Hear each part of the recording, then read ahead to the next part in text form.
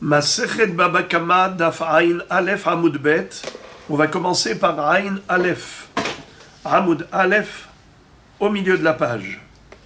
Ve'i betoveyah al yedeh acher maïtama de Rabanan de Patre. Pour se remettre dans le sujet, rappelons la Baraïta. La Baraïta contredisait la Mishnah. Car dans la Mishnah, il est écrit que si jamais le Ganav qui a volé un shor ou un sé a fait la shchita pendant Shabbat, alors il sera patour de payer Arba Vachamisha. Pourquoi? Parce que Kimle Bidrabamine. Quand est-ce qu'il est hayav de payer Arba Vachamisha? Que si c'est Ganav ou Machar Be Shabbat. S'il a vendu, il a volé, il a vendu pendant Shabbat, alors là il doit payer au propriétaire le quintuple pour un bœuf et le quadruple pour un agneau. Pourquoi? Parce que vendre pendant Shabbat n'est pas considéré comme une mélacha qui le rend passible de la peine capitale. Tandis que s'il a volé et il a fait la shchita du bœuf ou de l'agneau volé, alors là il est passible de la peine capitale pour la mélacha de shchita be Shabbat. Et nous avons une règle, Kamle Bidrabamine. Kamle Bidrabamine, ça veut dire qu'un homme qui a commis une double infraction dans la même action, une avéra grave et une moins grave, alors on ne lui inflige que la sanction grave et on le dispense de la moins grave.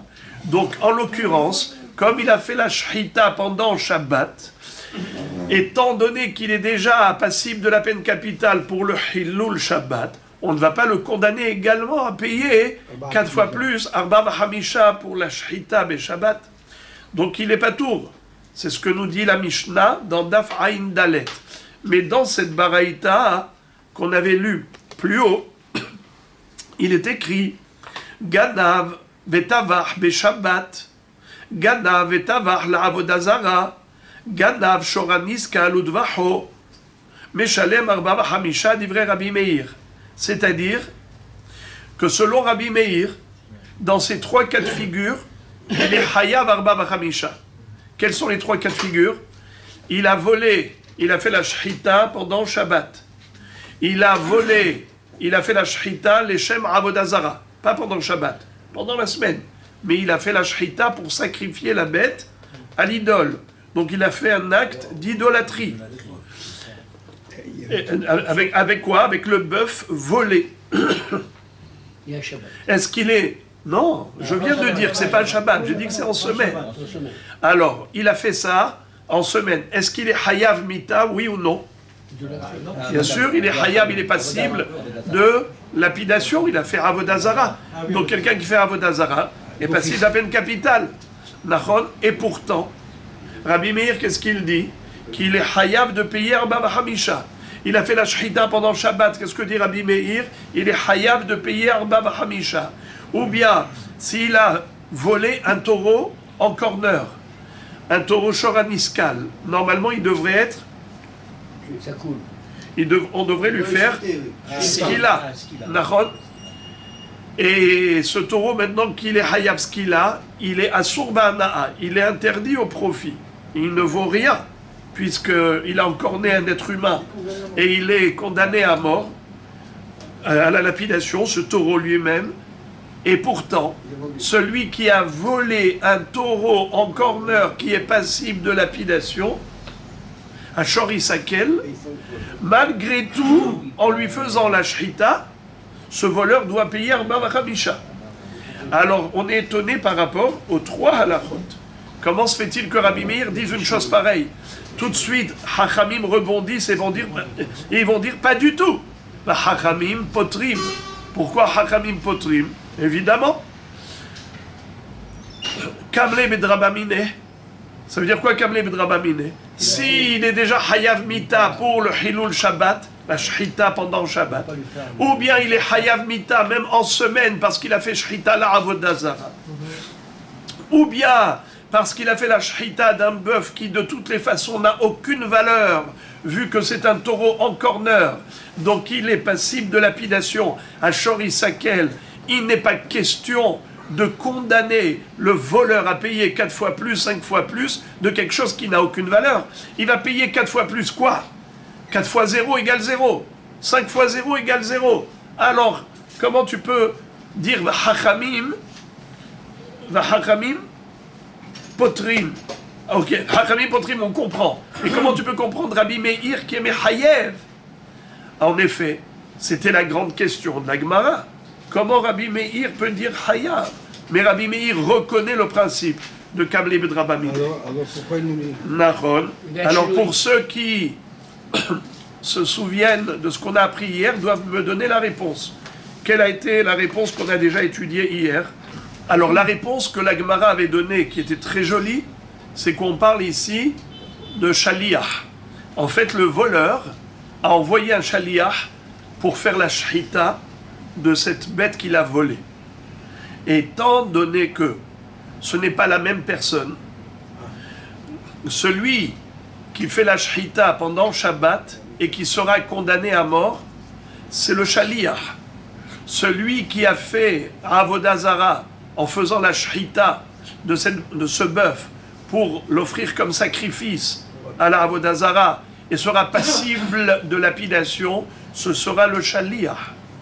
Alors oui, en effet, étant donné que ce n'est pas la même personne, c'est le Shaliach qui est Hayav Mita pour Hilul Shabbat ou pour Avodah Zara. Alors là, ça n'exempte pas le voleur de payer Arba'a Vahamisha. Quand est-ce qu'on applique la règle de Kamle Bedrabamine? Nous dit Rabbi Meir, quand est-ce que je reconnais ce principe? C'est uniquement lorsque c'est la même personne qui a fait les deux averot. Elle a volé, elle a fait la shrita de la bête, donc elle doit payer Arba Hamisha. Mais étant donné que c'est pendant Shabbat ou la Avodah Zara, donc elle est aussi Hayav Mita. Si on lui inflige une sanction grave, on ne va pas lui infliger la sanction moins grave. Donc il est dispensé de payer. Mais lorsque ça s'est réparti en deux personnes, c'est divisé. C'est-à-dire que celui qu'on va exécuter pour le Hilul Shabbat ou pour la Avodah Zara, c'est le Shaliach. Et celui qui va payer Arba Hamisha, c'est le voleur qui a envoyé le Shaliach pour faire la Shrita. Alors dans ce cas-là, on ne dit pas Kamle Bedrabamine. L'un sera Hayav Mita et l'autre sera Hayav de payer. Le voleur sera Hayav de payer Arba Hamisha et le Shaliach qui a fait la Shrita pendant Shabbat ou Avodah Zara, il sera Hayav Mita. Et la Gemara donc a cherché à savoir comment se fait-il que le voleur payerait Arba'a Hamisha pour la Shrita du Shaliach. Pourtant nous avons une règle, En Shaliach Lidvar Avera. Le Shaliach, lui, il a fait une Avera de faire la Shrita d'une bête volée. Et tu imputes à qui la responsabilité? Au voleur. Et tu dis que le voleur, il payera 4 fois plus, 5 fois plus pour la shrita du Shaliach. Mais nous avons une règle. En Shaliach lidvar avera. On n'applique pas la règle de Shlocho shel Adam Kemoto pour une avera. Or ici, c'est une avera. Alors comment se fait-il que le voleur paierait Arba Hamisha pour l'action du Shaliach? Réponse, c'est une exception. Bien qu'en général, En Shaliach Idvar Avera, mais pour Arba Hamisha, Yesh Shaliach Idvar Avera. Et d'où on apprend cette exception? On a 3 références, 3 rabbanim qui nous ont donné chacun une autre source. Il y en a un qui dit, parce qu'il est écrit dans la Torah, Utvaho umcharo, ki gnov ish shor ose, Utvaho umcharo, Hamisha bakar yeshalem tahat ashor, ve'arba tzon tahat asse. Étant donné que la Torah a juxtaposé la shrita à la vente, Utvaho omecharo, ma mechira al yede acher, aftviha al yede acher. De la même façon que la vente ne peut se faire qu'avec une deuxième personne, on ne peut pas vendre à soi-même. on ne peut vendre qu'à autrui. Ainsi, la shrita, même si elle se fait par le biais d'autrui, eh bien, malgré tout, il est hayab de payer. Autre référence, c'est le mot o. Utvaho o mecharo. On aurait pu écrire utvaho umcharo. On n'avait pas besoin d'écrire o, car de toutes les façons, à chaque fois qu'il est écrit utvaho umcharo, normalement, c'est séparé. Il faut séparer les verbes, même si la Torah n'a pas écrit o. Nachon, vous connaissez ce limoud là. Alors pourquoi la Torah l'a écrit o? C'est inutile. C'est pour faire allusion à Shaliach, pour dire que même si il a fait la shrita par Shaliach, le voleur doit payer le quintuple ou le quadruple. Et l'autre, troisième référence, c'est le mot tahat. Hamisha bakar yeshalem tahat ashor ve'arbaatson tahat ase. Le mot tahat qui est en plus, parce qu'on aurait pu écrire Hamisha bakar yeshalem bashor, pourquoi la Torah l'a écrit tahat? Tahat les rabot et Shaliach. Ok, maintenant que on a compris pourquoi Rabbi Meir a dit Hayav de payer Arba Hamisha, même si c'est Beshabbat qu'il a fait la Shrita, même si c'est la Avodah Zara qu'il a fait la Shrita, ce qui entraîne la peine capitale, comment se fait-il alors qu'il doit payer? Eh bien parce qu'il s'agit de deux personnes, le voleur et le shahiteur. Le voleur et le shaliach pour la shrita. Étant donné que c'est réparti en deux, eh bien voilà pourquoi les deux sanctions sont applicables. La mita pour Hilul Shabbat au shaliach et Arba Hamisha pour le voleur. Maintenant, c'est tellement beau ce que dit Rabbi Meir qu'on ne comprend plus Hachamim. Alors pourquoi Hachamim s'y oppose? Pourquoi Hachamim potrim? Mais ce sont deux personnes différentes. Alors la Gemara, c'est là qu'on commence le limoud d'aujourd'hui. La Gemara nous dit comme ça.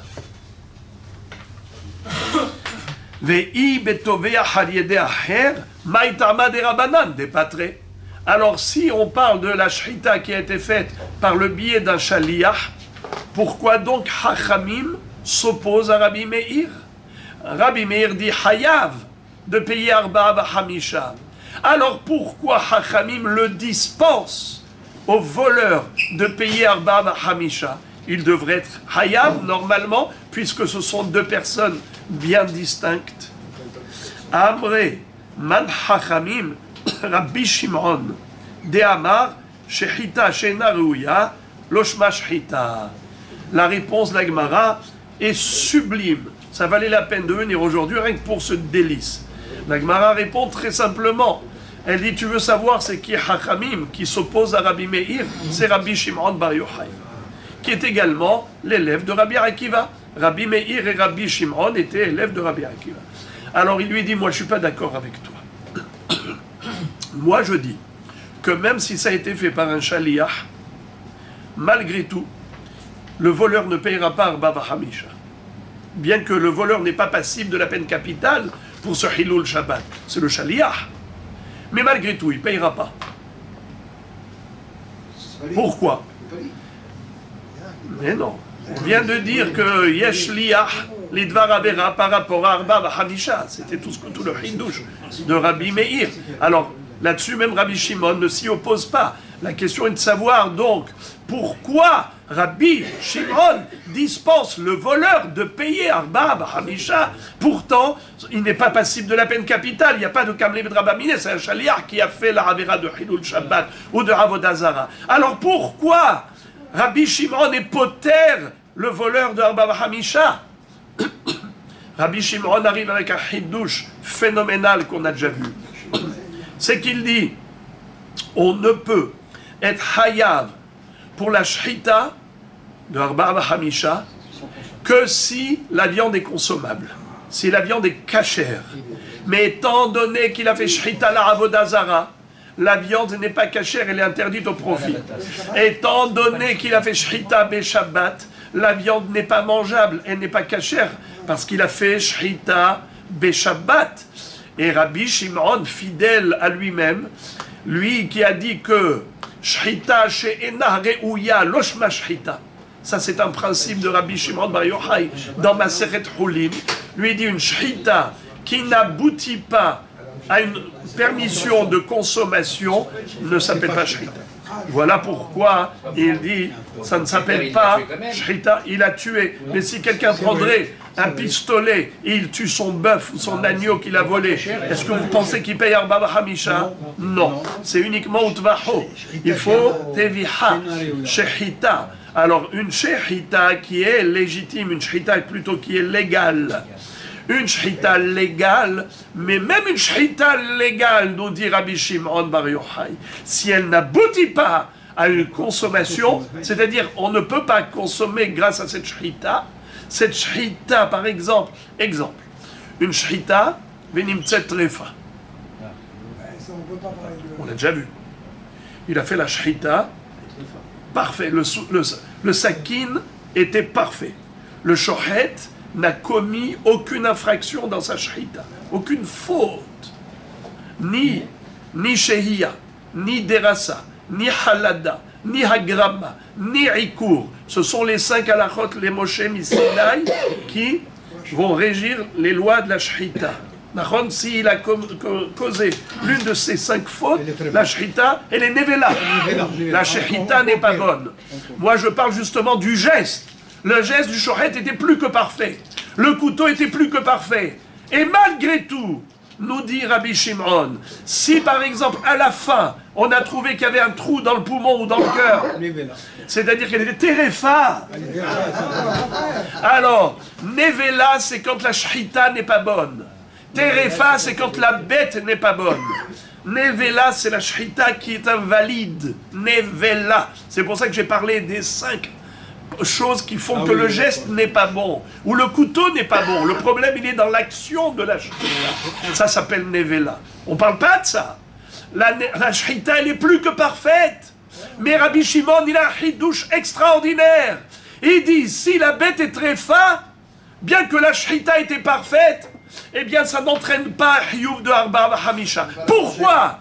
Parce que la shrita ne s'appelle pas shrita. Étant donné que ça ne peut pas, étant donné que ça n'a pas abouti à une autorisation de consommation, alors la shrita elle-même n'est pas digne de ce nom.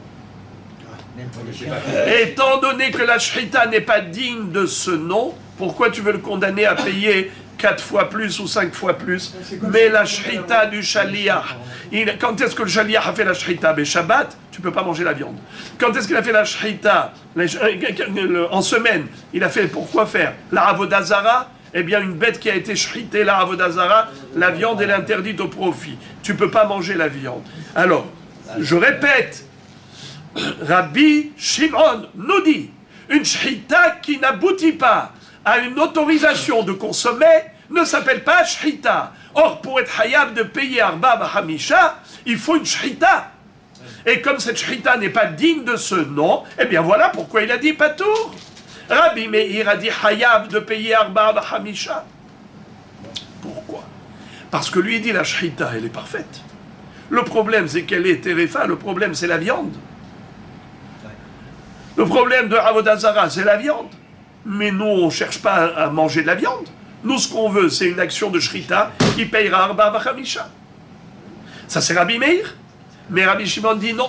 Si cette shrita n'a pas abouti à une autorisation de consommer la viande, ça ne s'appelle pas shrita. Zéou. Voilà. Pourquoi Rabbi Meir dit Hayav, Alidé Shaliach, et Rabbi Shimon dit Patou, même Alidé Shaliach, parce qu'on parle de Avodah Zara et on parle de Shabbat. La Gemara s'étonne, elle dit Amré, les Hachamim ont dit Bishlama Avodah Zara ve Shoraniskal Shrita Shena Reouyahi, et la Shabbat Shrita Reouyahi. J'ai pas compris. On a ici 3 cas de figure. Ou Rabbi Shimon, c'est-à-dire Hachamim, disent Patour, payera pas Arba Hamisha. C'est quoi les 3 cas de figure? Shohet la Avodah Zara, Shohet Shoraniskal et Shohet le Shabbat. Alors encore, Shohet Shoraniskal, Shohet Avodah Zara, la Avodah Zara. Je comprends pourquoi Rabbi Shimon dit tu ne peux pas manger la viande. Pourquoi? Parce que c'est interdit de profiter de la viande du Shoraniskal. Un taureau en corner qui a tué un être humain, qui a tué un juif, eh bien il faut le lapider. Et la Torah, qu'est-ce qu'elle écrit? Ou Baal Ashornaki. Hashor Isakel ou Baal Hashor Naki. Qu'est-ce que ça veut dire Baal Hashor Naki? Qui Adam a Omer la Havero, Yatsa Peloni, Naki Minechasav, c'est-à-dire Asur Ba'ana'a. Donc si on n'a pas le droit de profiter, on n'a pas le droit de manger cette viande.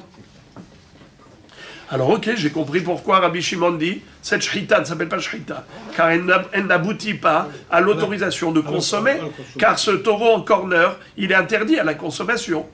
Alors j'ai compris pourquoi il ne payera pas Arba Hamisha, le voleur. Également, Shohet la Avodazara, la viande, on ne peut pas la manger, elle est interdite au profit. J'ai compris pourquoi il dit il ne payera pas Arba Hamisha, ce voleur.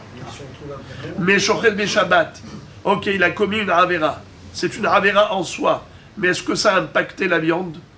Quoi, la viande, elle est interdite au profit? Quoi, la viande de quelqu'un qui a fait la Shrita Beshabbat? Comment? Apparemment, on pourrait la manger après Shabbat. Alors la Gemara cherche à comprendre pourquoi. Donc Rabbi Shimon dirait que cette Shrita Beshabbat entraîne une dispense même pour le voleur. Encore, Shrita de Avodazara. J'ai compris pourquoi ça dispense le voleur de payer Arba Hamisha. Car en effet, la bête qui a été sacrifiée, la Avodazara, elle est interdite au profit. Donc ça s'appelle Shrita She'ena Re'uya. Une Shrita qui n'aboutit pas à une autorisation de consommer ne s'appelle pas Shrita. Donc il n'y a pas de Arba Hamisha. Parce que s'il n'y a pas de Shrita, il n'y a pas de Arba Hamisha. Ça c'est clair, c'est compréhensible. Mais pourquoi Rabbi Shimon va dire la même chose pour Ashohet Beshabbat? Le Shaliach il a fait Shrita Beshabbat. Tu dis le voleur il ne payera pas Arba Hamisha. Pourquoi? Car la viande n'est pas mangeable. Pourquoi elle n'est pas mangeable? Certes, il a fait une Avera de Shabbat. C'est vrai qu'il a fait Chilul Shabbat. C'est vrai que lui, le Shoret, il est passible de la peine capitale, tout ce que tu veux. La Avera, elle est immensément grave. D'accord. Mais quel rapport avec la viande? La viande, tu peux la manger. Quel est le problème? Pourquoi tu dis que c'est une Shrita She'ena Re'uya? Comme il a commis une infraction, alors la viande, elle n'est pas mangeable. C'est-à-dire que la Shrita n'a pas cachérisé cette viande. Pourquoi pas? Quel rapport? Il a fait Chilul Shabbat, c'est une chose, mais tu peux manger la viande puisque le geste de la Shrita était parfait. La viande, elle est kshère, la bête, elle était cachère, elle n'est pas tréfa, tout va bien. Pourquoi tu me dis non? La réponse, la Gemara, dit Nan, Hashohet Beshabbat ou Beyom HaKippurim, Afalpi Shemithayev Benafsho, Shritato Keshera. D'ailleurs, il est écrit que celui qui fait la Shrita pendant Shabbat ou pendant Kippour, bien qu'il est condamné à mort pour Hilul Shabbat, mais sa Shrita, elle est cachère.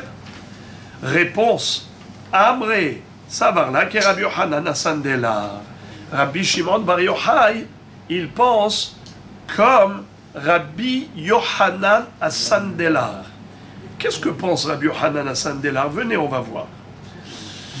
Dites Nan, Hamevachel Beshabbat, celui qui cuisine pendant Shabbat. Alors les amis, concentrez-vous, parce que nous avons ici 3 opinions de Tanaïm, et je sais que vous n'allez pas retenir dès le premier coup. Il y a ici 3 Tanaïm, Rabbi Meir, Rabbi Yehuda, Rabbi Yochanan Asandelar. On parle de Shogeg et Mezid, donc on a ici 6 halachot. Vous avez dans la foulée 6 halachot. 2, selon Rabbi Meir, c'est-à-dire le din de Shogeg et Mezid, quelqu'un qui cuisine pendant Shabbat. Beshogeg, quel est le din? Bemezid, quel est le din? Rabbi Yehuda, pareil. Beshogeg, Bemezid. Et Rabbi Yochanan Asandelar, pareil. Quel est le din? Celui qui est Vachel Beshabbat, Beshogeg ou Bemezid. Donc il faut retenir les 6 opinions. Interrogation orale tout de suite après. Alors, premier, Hamé Vachel Beshabbat. Beshogeg, Yochal. Bemezid, lo Yochal. Dit vrai Rabbi Meir. C'est-à-dire, Rabbi Meir nous dit que quelqu'un qui a cuisiné par inadvertance pendant Shabbat, par exemple, il a oublié que c'était Shabbat aujourd'hui, ou bien par exemple, il n'a pas étudié, il ne connaissait pas la halacha, il ne savait pas que c'est assourd de cuire pendant Shabbat, et il a cuisiné, Beshogeg. Alors Rabbi Meir est super cool. il dit non seulement que tout le monde peut manger même pendant Shabbat de cette cuisson, mais même lui-même. Comme ça dit Rashi. Beshogeg yochal afilu hu atzmo va afilu bo bayom. Ok? Maintenant, Bémézid, lo yochal. Si c'est Bémézid, il ne mangera pas. Rashi dit lo yochal bo bayom vehu adin la acherim. C'est-à-dire, qui ne mangera pas? Ni lui et ni les autres. Donc il ne faut pas lire lo yochal. Selon Rashi, il faut lire lo yeachel. Ce ne sera pas mangé. Les boulettes qu'il a cuisinées pendant Shabbat ne seront pas mangées ni par lui, ni par les autres. Mais quand? Mais quand? Pendant Shabbat, Rashi dit Bobayom. Sous-entendu qu'après Shabbat, ce sera permis pour tout le monde, même pour lui. Alors c'est quoi Bémézid, le Yochal? S'il a fait exprès, il savait que c'est Shabbat, il savait que c'est Assour, il a cuisiné pendant Shabbat, lo yochal, qui ne mangera pas? Lui et ses invités, personne ne mangera pendant Shabbat. Mais après Shabbat, que tout le monde pourra manger après Shabbat, même lui-même. Eh bien. Ok. Ok. Allez, interrogation orale. Oui, comme ça c'est facile. Que dit Rabbi Meir? Oui, mais comme ça, sans vous embrouiller. Allez, Rabbi Meir, donnez-moi le halakha. Mevachel Beshabbat selon Rabbi Meir. Beshogeg ou Bémézid, il ne mange pas. Oh, donc c'est clair, selon Rabbi Meir, Mevachel Beshabbat Beshogeg, il a le droit de manger, lui et ses invités, et Bémézid, ni lui ni ses invités ne pourront manger pendant Shabbat, mais après Shabbat, tout le monde pourra manger, même lui-même. Très bien. Maintenant, deuxième opinion. Rabbi Yehuda Omer, Beshogeg Yochal Bemotzae Shabbat.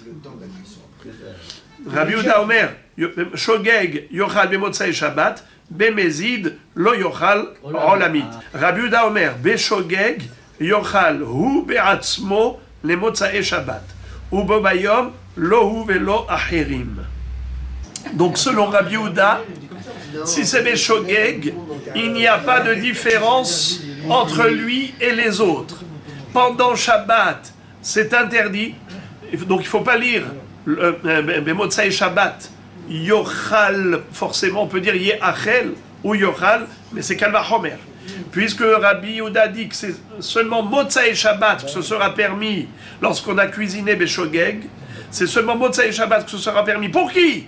Rachid dit Afilu Beatzmo, même lui il aura le droit Motzai Shabbat parce que c'est Beshogeg. Mais pendant Shabbat, Rabbi Yehuda interdit à tout le monde, même aux autres. Alors que Rabbi Meir, qu'est-ce qu'il disait? Qu'est-ce qu'il disait Rabbi Meir?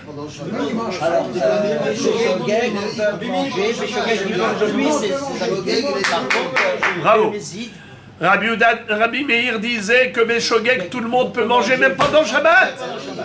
Mais Rabbi Yehuda dit que Beshogeg, personne ne peut manger pendant Shabbat. Pour l'instant, on n'a parlé que de Rabbi Meir, Rabbi Yehuda, on ne va pas s'embrouiller. Alors, Rabbi Yehuda nous dit Beshogeg interdit pendant Shabbat à tout le monde. Motzai Shabbat permis à tout le monde. Ça c'est Beshogeg. Maintenant Bémézid, Lo Yochal Olamit. Pardon, excusez-moi. Bémézid, Lo Yochal Olamit. Très bien. Bémézid, Lo Yochal Olamit. C'est-à-dire, pour Rabbi Yehuda, non, regardez ce que dit Rashi. Bémézid lo yochal hu olamit. C'est-à-dire, pour Rabbi Yehuda, si cet homme a fait Bémézid, alors pendant Shabbat, c'est assour à tout le monde. Car si déjà Shogeg c'est interdit pour tout le monde, à plus forte raison Bémézid que pendant Shabbat c'est interdit pour tout le monde. Qu'est-ce qui va se passer? C'est Motzai Shabbat. Là, on aura une différence entre lui et les autres. Pour lui, ce sera interdit ad vitam aeterna, mais pour les autres, ce sera permis de manger.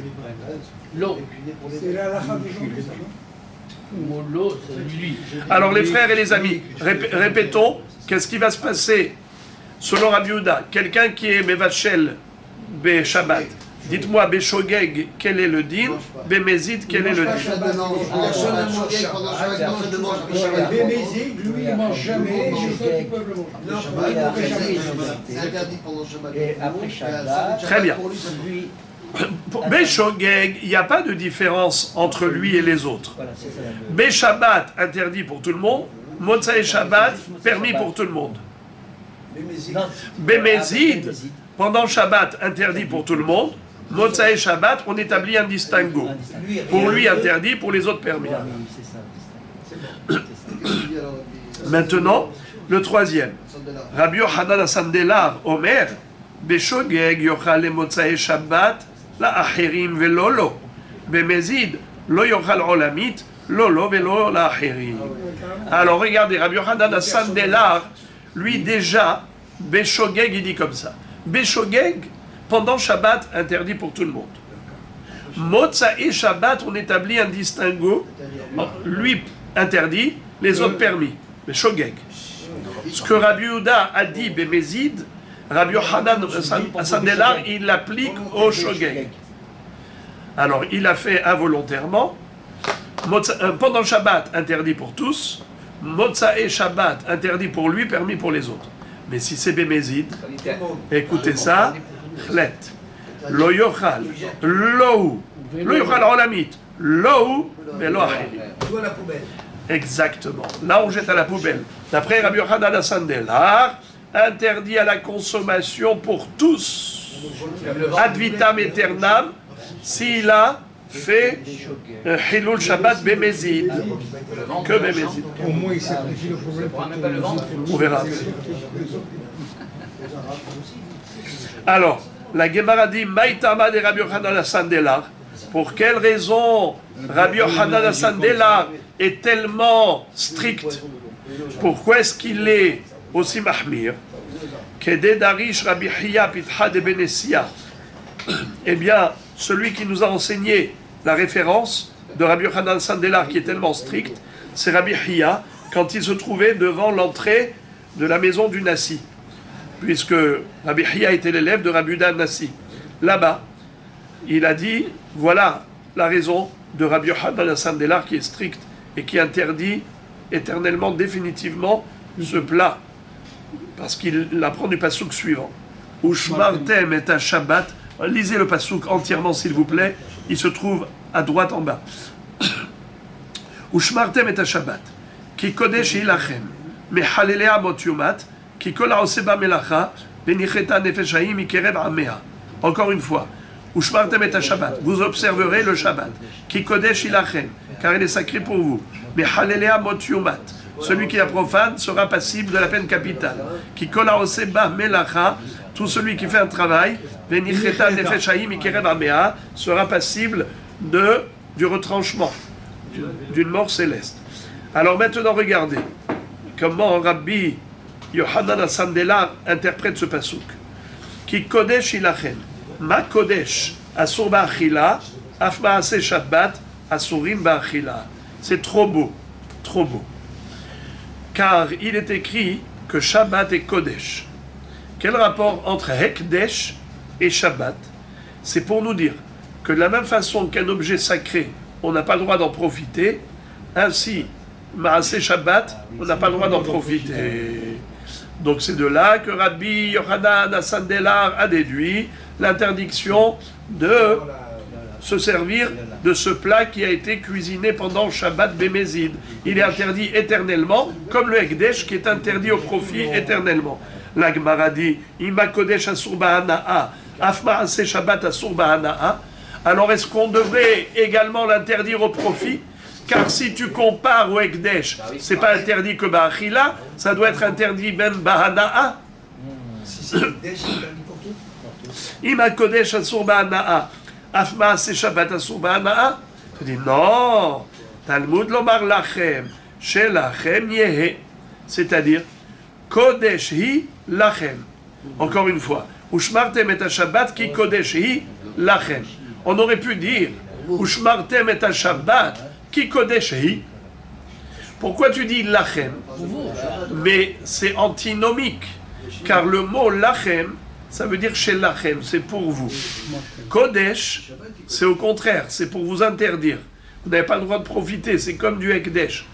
Alors c'est paradoxal. Tu me dis Kodesh hi, le Shabbat, ça veut dire la production d'une melacha pendant Shabbat, comme quelqu'un qui va cuisiner. Eh bien, ces boulettes, tu dis qu'on n'a pas le droit d'en profiter, tu n'as pas le droit d'en jouir Shabbat. Pourquoi?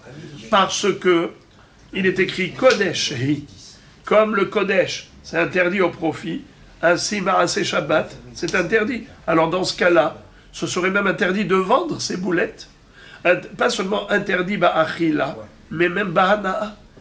Est-ce que c'est le din? Tu dis non. Si tu as envie de vendre ces boulettes à un goy, tu peux. Pourquoi? Car l'interdiction n'est que de consommer. Il n'y a pas d'interdiction d'en profiter, bien que ça ait été comparé au Ekdesh, mais pas totalement. Car c'est considéré comme Ekdesh et pas considéré comme Ekdesh. Car le Ekdesh, on n'a pas le droit d'en profiter. Et là, on te dit, Lachem, chez Lachem, vous pouvez en profiter. Alors, comment tu comprends cette contradiction? Réponse, interdit à la consommation, permis au profit. Donc, c'est pour cela que c'est considéré comme Ekdesh pour la consommation. Mais c'est chez Lachem, si tu as envie de vendre les boulettes à un goy, il n'y a pas de problème. La Gemara dit, Yachol afilu beshogeg, Talmud lomar michalele amot yumat, bemezid amarti lecha velo beshogeg. Alors dans ce cas-là, la question se pose et elle est légitime, elle saute aux yeux. Pourquoi Rabbi Yochanan Asandela a été strict uniquement par rapport à Mézid? Il aurait dû être strict même par rapport à Shogeg. Pourquoi? Étant donné qu'on déduit du pasouk Kodesh Hilachem, c'est-à-dire que le produit d'une Melacha Shabbat, le produit d'une profanation shabbatique, c'est comme Ekdesh, ça veut dire qu'on n'a pas le droit d'en profiter comme le sacré, alors même si c'est Béchogeg, car après tout, c'est une profanation shabbatique. Alors pourquoi tu établis un distinguo entre Shogeg et Mézid? Tu dis Mézid, interdit Olamit, Lolo velo laherim. Par contre, si c'est Béchogeg, pour lui c'est interdit Olamit, définitivement, mais pour les autres, après Shabbat, ce serait permis.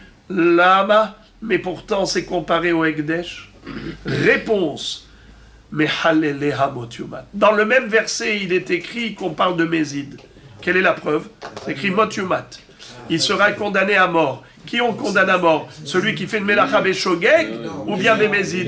Le Mézid, mais pas Shogeg. Donc Shogeg n'est pas concerné par l'interdiction d'en profiter. On peut pas seulement profiter, on peut même en manger. Qui? Les autres. Mais pas lui. Et pourquoi pas lui? Alors il faut comprendre ce que je n'ai pas dit jusqu'à présent. J'ai oublié de le dire en préambule. C'est que tout cela, c'est que Midera Banan. Ce ne sont que des sanctions rabbiniques afin de susciter chez l'homme la réflexion et de se dire attention, si je commets une erreur, eh bien je n'aurai pas le droit d'en jouir, je n'aurai pas le droit d'en profiter. C'est ça qui va permettre à l'homme de prendre conscience de la Havera. L'amende, la sanction, c'est ça qui va faire que l'homme, la prochaine fois, il fera doublement attention.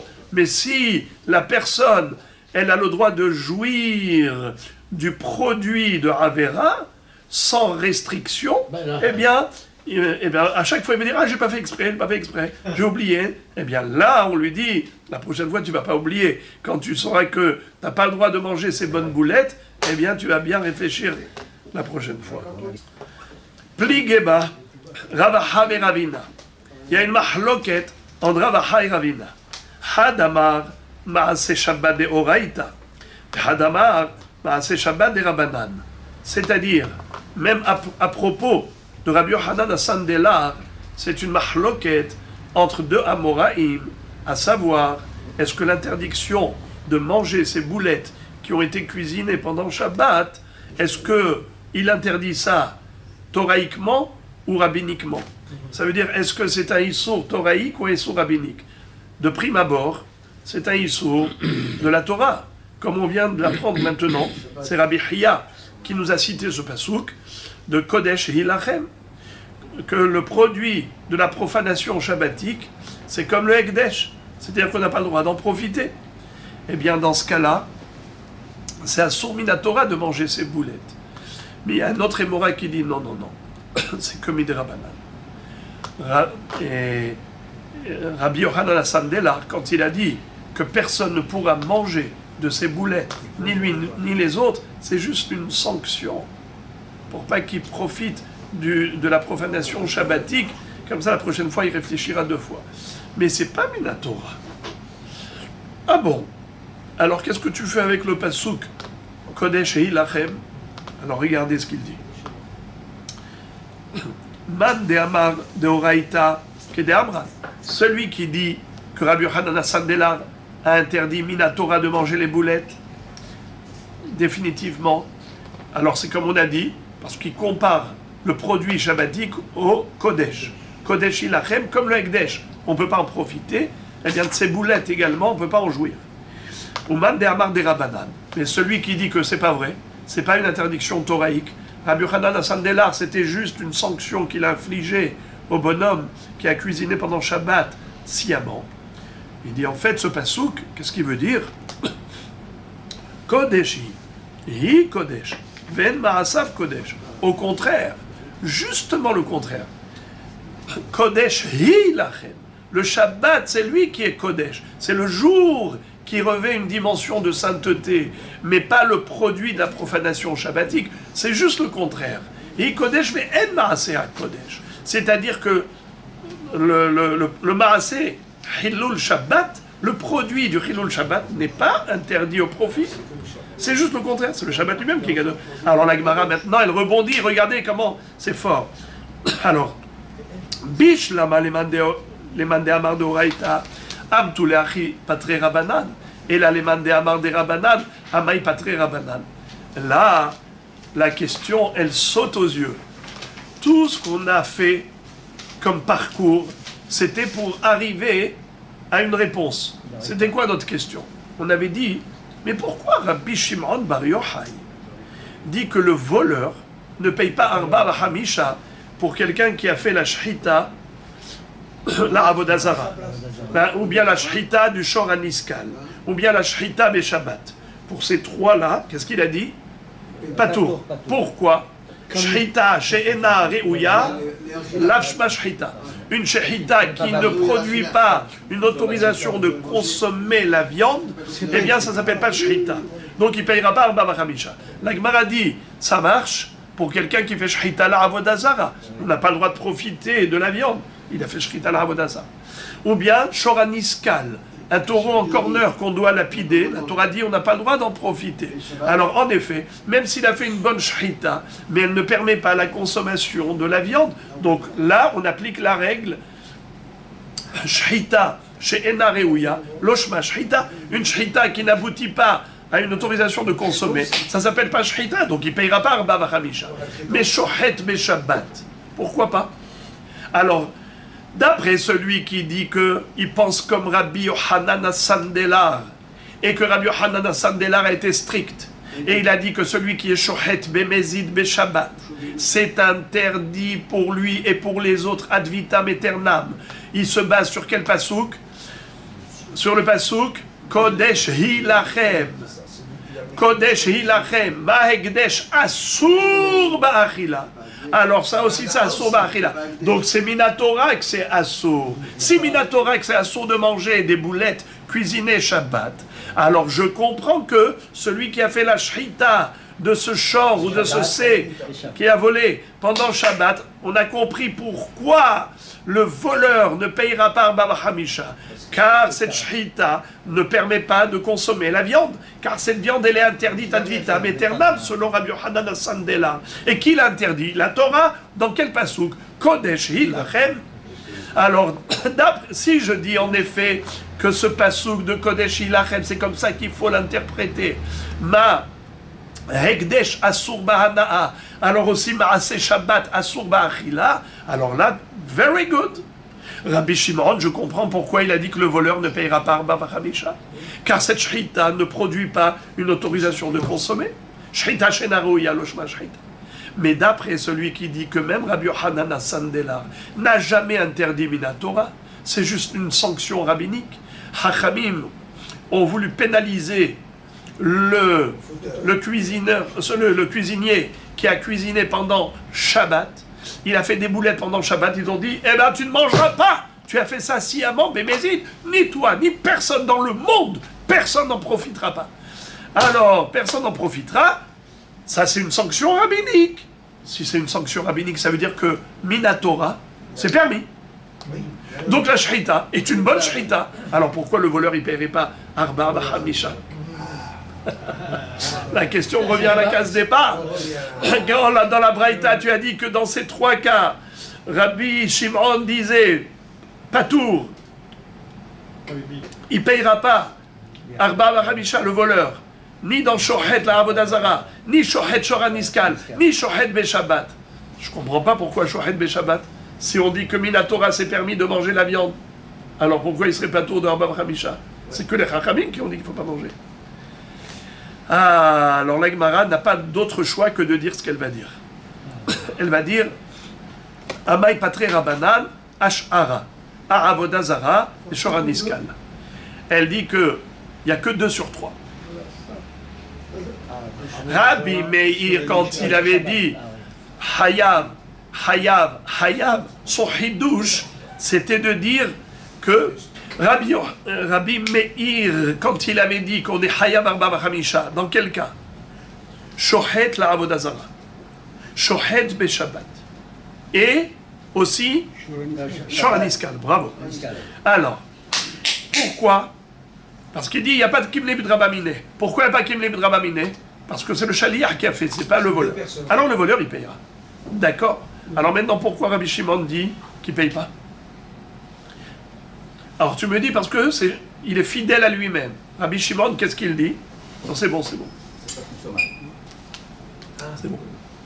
Rabbi Shimon, fidèle à sa propre opinion, il dit il faut que ce soit consommable. Bravo. Et or ici, c'est pas consommable. Mais c'est pas vrai. Shohet Beshabbat, c'est consommable. Il n'y a que Shoraniskal et que Avodazara qui ne sont pas consommables.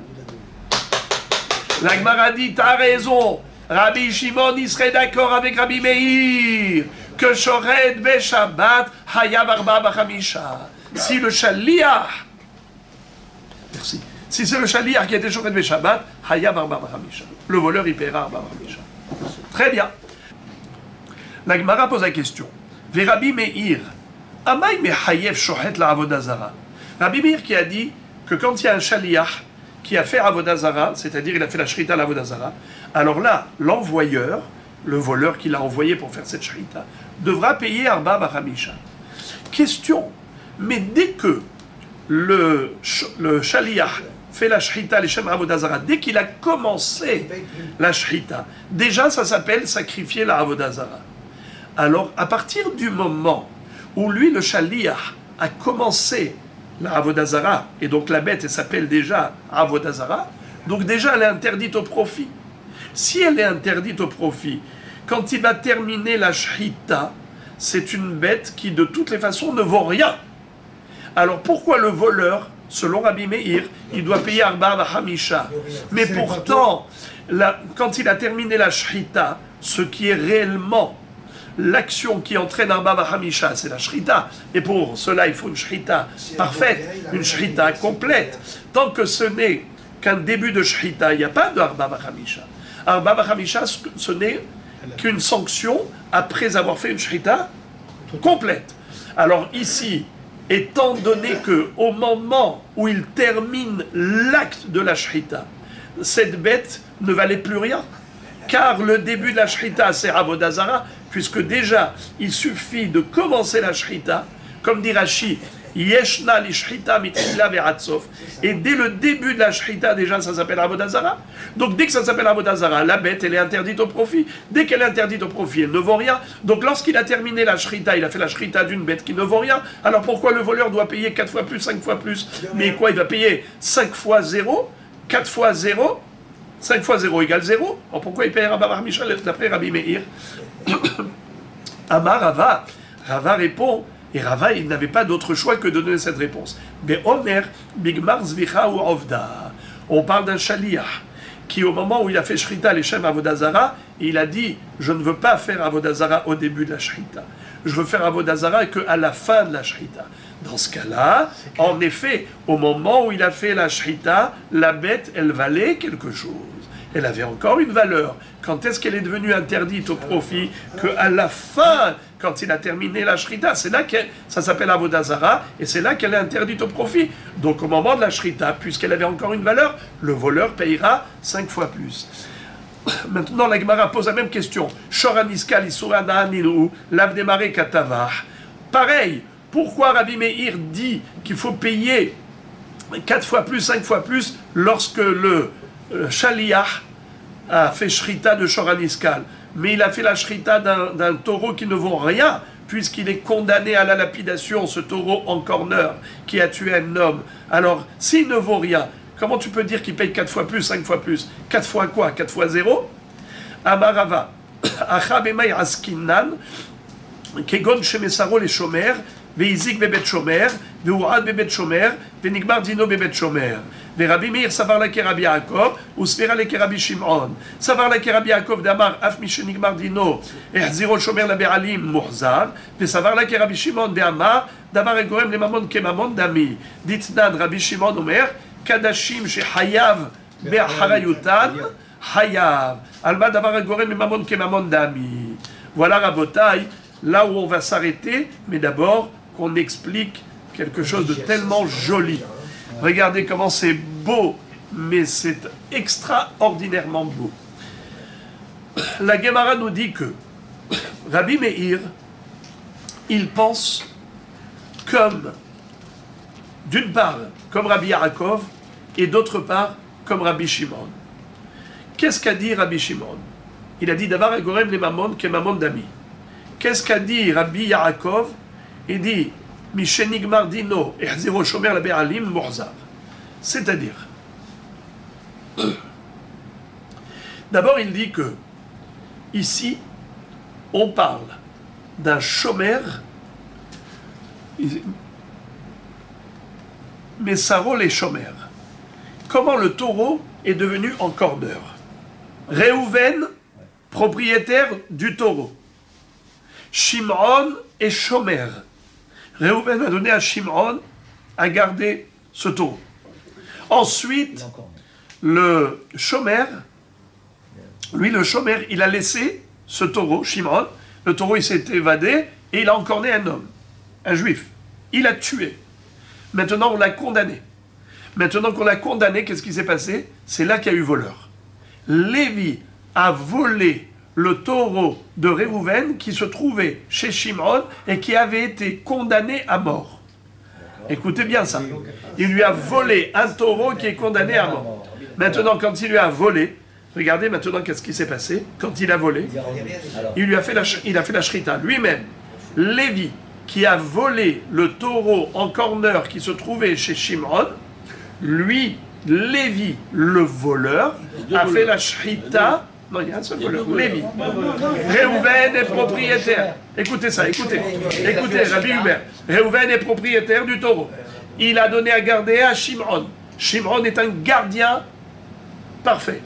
Lévi a volé du gardien ce taureau. Mais ce taureau-là, il était en corner. Chez qui il a encorné? Chez le Shomer. Le Shomer, normalement, il aurait dû... Maintenant, si, imaginons maintenant qu'il se ferait lapider. Si par exemple on avait déjà lapidé le taureau, eh bien, comment il s'appelle? Shimon, le Shomer, il aurait dû rembourser. À qui? À Réhouven. Ils l'ont lapidé, c'est à cause de lui, il n'a pas bien gardé, il doit rembourser. Mais c'est pas ce qui s'est passé, ils l'ont pas lapidé. Avant qu'il ne le lapide, Lévi l'a volé. Maintenant, Lévi qui l'a volé, il a fait la shrita. Alors maintenant, est-ce que Lévi, qui s'est fait attraper, payera 4 fois plus ou 5 fois plus? Il n'a rien volé. Il n'a rien volé. Ça veut rien. Il a volé 0. Bravo! Vous dites, logiquement, il doit rien puisqu'il a volé 0. Il a volé un taureau en corner. Écoutez, Rabotaï, c'est trop beau. C'est trop beau. Il va devoir payer 4 fois plus, 5 fois plus. Pourquoi? Pourtant, il a volé 0.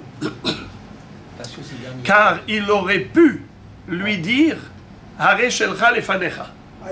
C'est-à-dire que s'il n'avait pas volé, s'il n'avait pas fait la shrita, pardon, d'accord, si le voleur avait rendu au chômeur le taureau tel quel, sans lui faire la shrita, eh bien lui, le chômeur, il aurait pu dire au propriétaire, Shimon, le chômeur, aurait pu dire à Réhouven, le propriétaire, qu'est-ce que je t'ai volé? Un taureau, le voilà.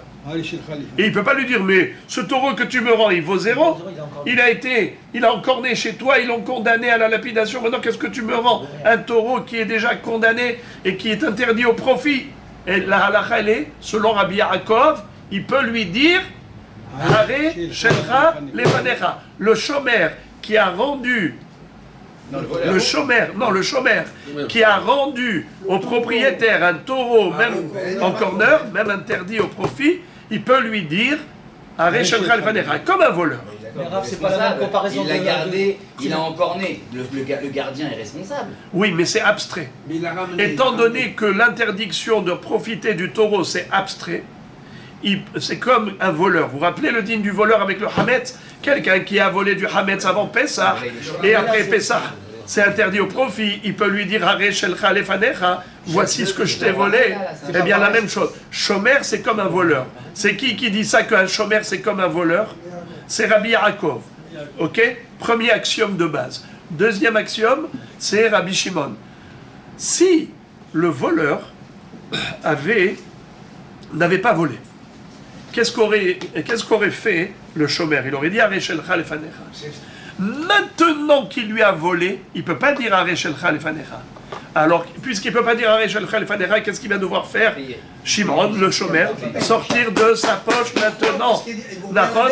La bête, elle vaut... Oui. Ah, chez lui, elle valait quelque chose. Oui, non, la bête, elle valait rien. Mais il aurait pu donner la bête telle qu'elle, même si elle ne vaut rien, il aurait pu s'acquitter. Selon Rabbi Yaakov, il aurait pu s'acquitter en disant au propriétaire, prends ta bête. Maintenant que le voleur l'a tué, il lui a fait la shrita, il ne peut plus lui dire ça d'avant. Maintenant qu'il lui a volé, il lui a volé quelque chose qui fait que maintenant il est obligé de sortir de sa poche. Il va devoir débourser de son portefeuille, il va devoir rembourser le prix réel, 10 000 shekels, le prix du bœuf, à son propriétaire, puisqu'il est chômeur, qui n'a pas rendu. Alors écoutez ça. Elle ne vaut rien. Alors maintenant écoutez ça. Le voleur a volé quelque chose qui ne valait rien. Alors là maintenant, on devrait dire qu'il ne rembourse rien. Et à plus forte raison qu'il ne payerait pas 4 fois plus, 5 fois plus, puisque ça vaut zéro. Et là maintenant, respirez un coup. Rabbi Shimon Bar Yochai nous dit Davar agorem le mamon ke mamon dami. Ça c'est le deuxième principe qui va nous permettre de tout éclairer. Vous savez qu'est-ce que c'est que Davar agorem le mamon ke mamon dami? Imaginons par exemple, quelqu'un avait un korban. Réhouven avait un korban. Il avait pris une bête, il l'a consacré à Dieu. Shimon, pendant la nuit, il rentre dans son jardin et il lui vole ce mouton qui était korban. Il a volé. Nachon, est-ce qu'il payera double, oui ou non? Oui, le voleur. Gisbar, il devrait payer le Gisbar. On a déjà dit qu'au Ekdesh, on a déjà dit que quelque chose qui est consacré, il n'y a pas de double, on ne paye pas un double. Nachon, il n'y a pas de kefel pour le Ekdesh. Yeshalem Shanaim les Re'ehu. Les Re'ehu, Velo la Ekdesh, on a vu ça la semaine dernière. Alors, maintenant les amis, écoutez ça. Rabbi Shimon dit, il payera double. Ah bon? Mais pourquoi? Eh bien, je vais te dire pourquoi. Davar agorem les mamon ke mamon dami. Étant donné que Réhouven va devoir apporter un autre korban, il parle des korbanotes pour lesquels il y a une harayut. Par exemple, quelqu'un qui devait apporter korban hatat, il a fait une avera. Ou korban hacham, il a fait une avera. Ou bien il avait dit hare alay ola, il a pris sur lui un neder, mais pas un harezou. Il a dit hare alay. C'est toute la différence entre hare alay ola ou harezou ola. S'il dit harezou ola et qu'on l'a perdu, eh bien il n'a pas besoin d'apporter une autre. Et s'il a dit hare alay et il a consacré une bête, eh bien elle a été perdue, il faut apporter une autre, parce qu'il a dit hare alay. Donc en tout cas, il a la harayut. Il a une responsabilité d'apporter un korban. Rabbi Shimon dit, celui qui vole ce korban, ça ne s'appelle pas qu'il a volé du Ekdesh, ça s'appelle qu'il a volé du Hédiot. Il a volé de Réhouven. Pourquoi? Étant donné que cet homme à cause du korban qui a disparu, il doit apporter un autre korban, il doit ouvrir son portefeuille et encore une fois débourser pour acheter un nouveau korban. Donc le korban Hekdesh s'appelle Gorem le Mamon, qui n'est pas Hekdesh. Ça veut dire que le bonhomme, quand il a volé un korban, c'est comme s'il a volé une bête qui n'est pas korban. Pourquoi? Il payera double comme si c'était une bête rouline. Pourquoi? Car cette bête Ekdesh, elle va entraîner une perte d'argent rouline à ce monsieur qui va devoir ouvrir son portefeuille pour acheter une nouvelle bête. Alors maintenant, c'est la même chose. Le shomer, s'il avait le shor à Niskal, il aurait rendu au propriétaire. À cause du voleur, il ne peut pas lui dire, voilà, je t'ai volé, je t'ai gardé ce taureau, je t'ai rendu le taureau. Et l'autre, il ne peut pas lui dire, eh oh, tu m'as rendu un taureau qui vaut 0. Pourquoi? Parce que Rabbi Yaakov dit que il peut lui dire, Hare shelcha lefanecha, voici ton taureau, tu me l'as donné à garder, je l'ai gardé, je te le rends. Il ne peut pas lui dire, mais maintenant il vaut 0. Mais si le voleur l'a volé, maintenant, il ne peut pas lui dire, Hare shelcha lefanecha, car il n'y a rien à rendre. Donc il va devoir ouvrir son portefeuille pour rembourser le prix du taureau, 10 000 shekels. Alors là, on dit que le voleur, c'est comme s'il a volé 10 000 shekels. Et c'est comme s'il a fait la shrita d'une bête qui avait une valeur. Et donc il payera 4 fois plus, 5 fois plus. Mais pourquoi 4 fois? C'est pas le vrai propriétaire. D'avoir Gorem les mamans. Oui, d'accord, mais ça reste quand même le non-propriétaire. Ça reste quand même un dédommagement. Chazak ou Barour.